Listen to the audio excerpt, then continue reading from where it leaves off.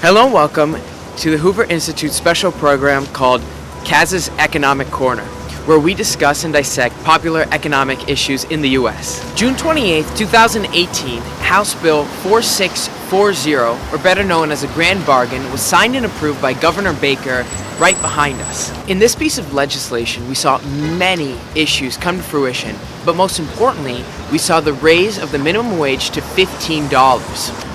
Thousands of U.S. citizens, and specifically Mass residents, have protested this very building on a host of issues, including the minimum wage. In the first installment of Kaz's Economic Corner, I am here to discuss why the minimum wage is more complicated and nuanced than they set it out to be, and how there can be hidden and adverse effects to the minimum wage that we're not discussing in the political sphere. Now, before we discuss the actual effects of the minimum wage, I think it would be important to talk about the origins of the minimum wage. The earliest example of these laws can be traced back to the 19th century in the railroad industry.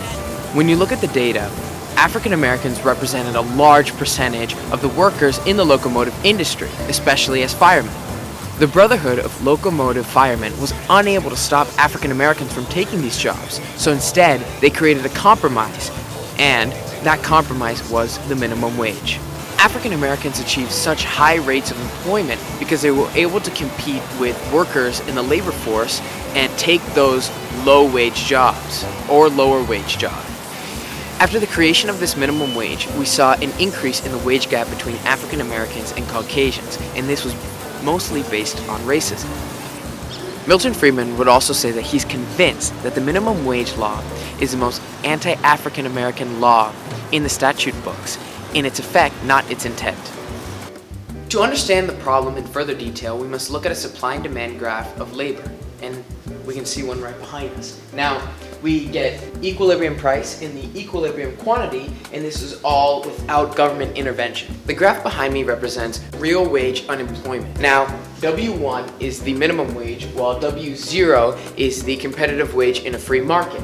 And what happens is, because of the imposed minimum wage by the government, the supply in labor increases, and we see that the supply in labor is far greater than the demand for the labor.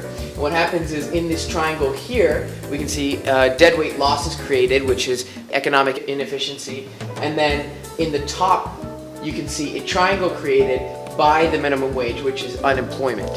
As a result, today there are less jobs for low-skilled labor and more automation.